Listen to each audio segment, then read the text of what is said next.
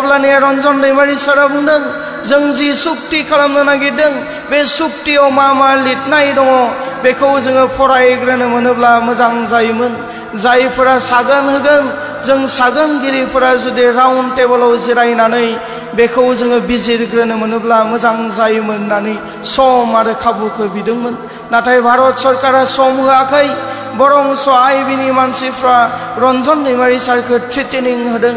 नोंथाङा बे सुक्तियाव सिगनेचार होआब्लालाय मा जानो? गोविंद बसुमतारी प्रमोद बर' बिथांमोना फैखाबाय। बिथांमोननो जोङो सुक्तिखौ खालामनानै हरगोन। नोंथांनि सिज फायारखौ जोङो एक्सटेनसन खालामनाय नङा बेबायदि थ्रेटेनिं होबाय। जोबथारनायाव जों एनडिएफबिआ हिदान्त खालामनो गोनां जाबाय जे जोंनो नागारसारनोसै। जुदि बुहुमनि बिखायाव थानाय बर' हारिया आलादा रायजो सोमावसारनो थाखाय मेंग्लिबायबालाय बेराफारसेथिं जोंनि बिटिसि ओनसोलाव थानाय गासैबो जाथि जनगोष्ठीफोरा जुदि एनडिएफबिनि आखायाव हाथियार लानानै सोमावसारनायखौ एसेबो हैज्य खालामनो हालाब्ला जों बेयावनो जोंनि सोमावसारनायखौ दोनथ'नोसै होननानै बे सुक्तियाव जोङो सागोन होबाय। बेजोंनो लोगोसे जोंनि बिटिसि ओनसोलाव थानाय गासैबो जाथि जनगोष्ठीफोरनि गेजेराव खौसेथि आरो गोजोननाया फैथोंसै होननानै जों बे सुक्तियाव सागोन होबाय। नाथाय जेब्ला फेब्रुवारि 20 तारिखाव रन्जन दैमारि सारखौ जेलाव लानानै थांफिनबाय अब्लानिया बै समनिफ्राय जों एक्स एनडिएफबिफ्रा बिटिआर सुक्तिखौ शान्तिनि सुक्ति होननानै जोङो गनायनानै लानो हायाखै। जेब्ला दिल्लीयाव जानुवारि 27 तारिखाव बे सुक्तिया जादों गोबां मानसिफ्रा रंजादों। बम गावै गावै रंजादों। बेमफार दामै दामै मोसादों। जों एनडिएफबिआबो रंजानो गोसो खालामदोंमोन।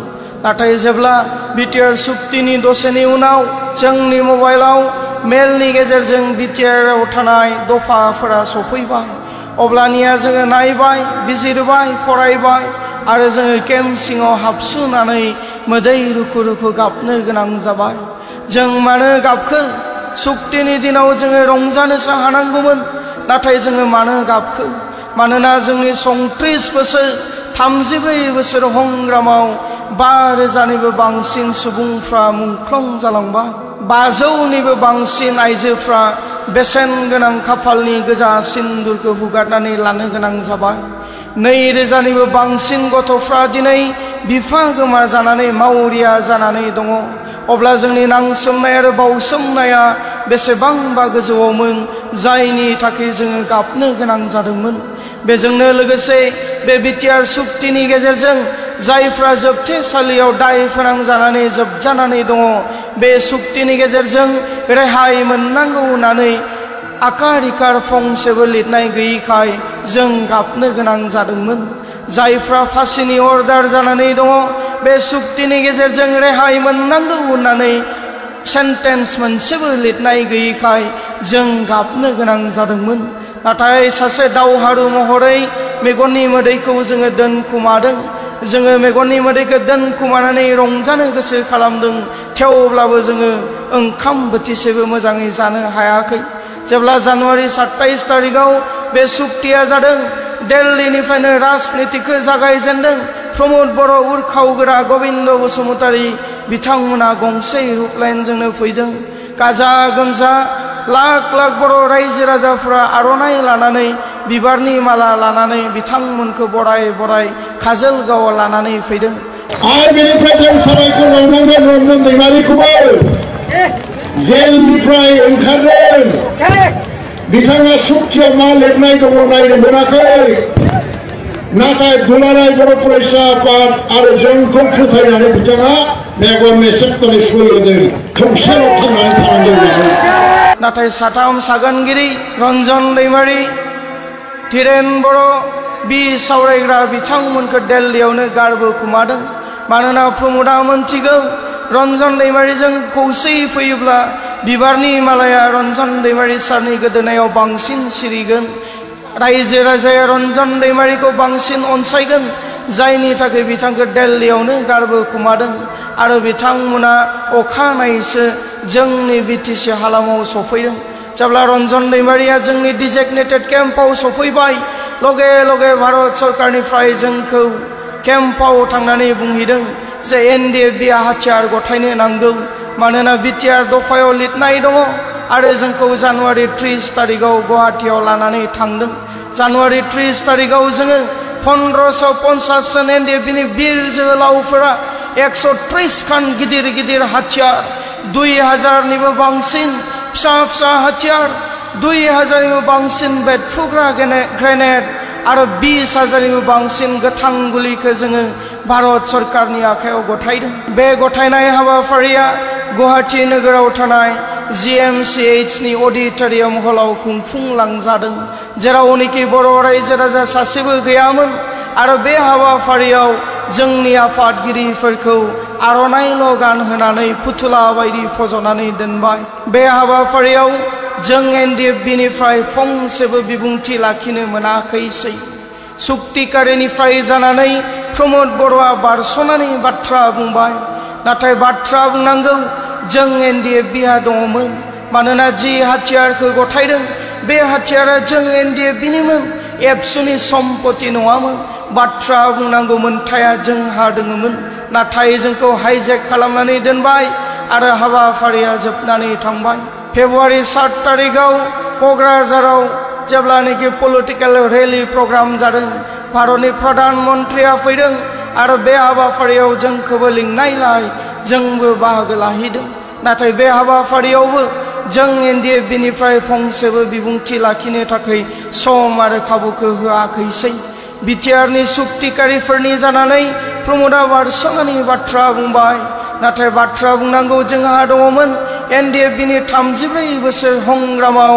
बर' रायजो राजाफ्रा जोंजों लोगोसे समान समान दुखु दाहा लाबोबाय साबायखर बावनो गोनां जोंहा दङमोन बेजोंनो लोगोसे जायफ्रा फासिनि अर्डार जानानै दङ बिथांमोननि जानानै नरेन्द्र मोदी बिथांनि सिगाङाव निमाहा बिनांगौनि बाथ्रा बुंनो गोनां जों NDFBहा दङमोन नाथाय जोंखौ हाइजेक खालामनानै दोनबाय प्रमोद बर'आ बारस'नानै बाथ्रा बुंबाय बैखिनि समायाव जोङो बुजि मोनाखैमोन नाथाय दिनैनि तारिखाव जोङो रोखा रोखा बुजिनानै मोनबाय जेब्लानोखि प्रमोदा गयबारि आरो कख्लाबारियाव इलेक्शन गेलेनो थाखाय नमिनेशन होबाय अब्लानिया सावगारिया रोखा रोखा बेरखांबाय बैखिनि समायावनो प्रमोद बर'आ फैबाय थानाय BTC इलेक्शनाव इलेक्शन गेलेनानै MCLA जानायनि सिमांखौ नुखुमानानै दोनदोंमोन जायनि थाखाय लाख लाख बर' रायजो राजाफोरनि सिगाङाव बिबुंथि लाखिनानै बिथाङा हिरो जानो नागिरदोंमोन बेराफारसेथिं बिथाङा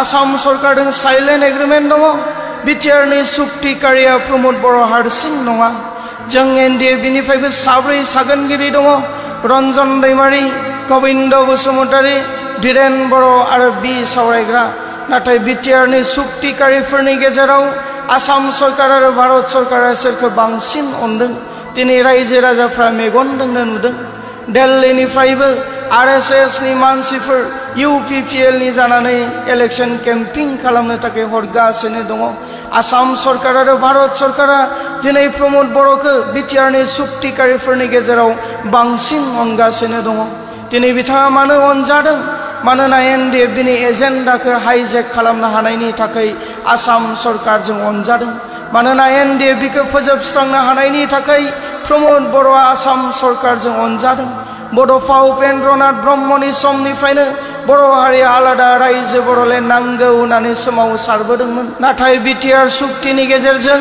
कमप्रिहेन्सिभ एन्ड फाइनाल सल्युसन होननानै प्रमोद बर'आ आलादा रायजो बड'लेण्ड बिनायखौ लिरथेनानै गारबोनो हानायनि थाखाय भारत सरकारजों बांसिन अनजादों नाथाय दुखुनांथाव बाथ्राया बेसो जायफ्रा गावनि उदै थाइसेखौ सुफुंनो थाखाय प्रमोद बर'जों दैदेनजानाय UPPL संगठननि उन थांफानानै राजनिति खालामदों बिथांमोननि थाखाय लासिं सिं आरो सोंखारिथाव जाय मानसिया जातिखौ फोजोबनो नागिरदों बे मानसिनि उन थांफानानै राजनितिखौ गावनि उदैनि थाखाय राजनिति खालामनाया लासिं सिं आरो सोंखारिथाव नाथाय जों खावलायगोन जायफोरा UPPL नि उन थांफानानै राजनिति खालामदों बिथांमोना गिदिंफिननायनि सम जाबाय जातिखौ रैखाथि होनो थाखाय हारि बायदियै बे बुहुमनि बिखायाव थांनानै थानो थाखाय जोङो खामानि मावनांगोन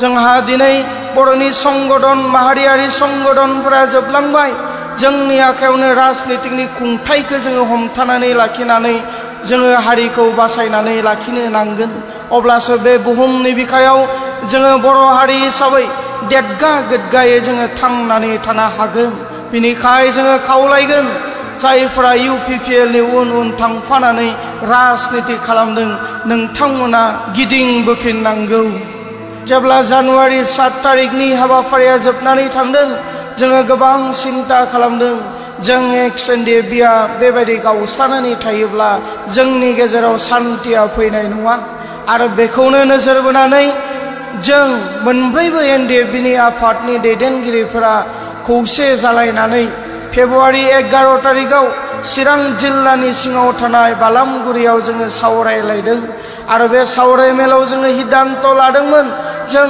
NDFबीआ दिनैनिफ्रायनो खौसे जानोसै आरो बे सावरायमेलाव जोङो खौसे जानोबो हादोंमोन आरो बे सावरायमेलाव जोङो मोनसे थांखि लादोंमोन गभर्नमेन्टनि मोननै हाबाफारि थांबाय जों NDFबीआ बाथ्रा बुंनो मोनासै बे कारणाव जोङो फेब्रुवारि 24 तारिखआव अदालगुरियाव मोनसे हाबाफारि लानो इच्छा खालामदोंमोन आरो बे हाबाफारियाव बर' हारिखौ खौसे जानांगौनि बिबुंथि लाखिनो जोङो इच्छा खालामदोंमोन नाथाय बर' हारिखौ खौसे खालामनो नागिरनायानो रन्जन दैमारिया दाय जाबाय बे हाबाफारिनिनो सानब्रै सिगां थामहिनबा फेब्रुवारि 20 तारिखआव रन्जन दैमारि सारखौ जोबथेसालियाव लानानै थांफिनबाय अब्लानिया जोङो गबिन्द बसुमतारी सारनि खाथियावबो थांदों जोङो खावलायदोंमोन जे माबा मोनसे राहा लामा लादो नाथाय बिथां सारा जोंनि बाथ्राखौ खोनासङाखै अखानायै मिडियानि गेजेरजों रन्जन दैमारिया दाय मावखादों जायनि थाखाय जोबथेसालियाव जोबजानांगोन होननानैसो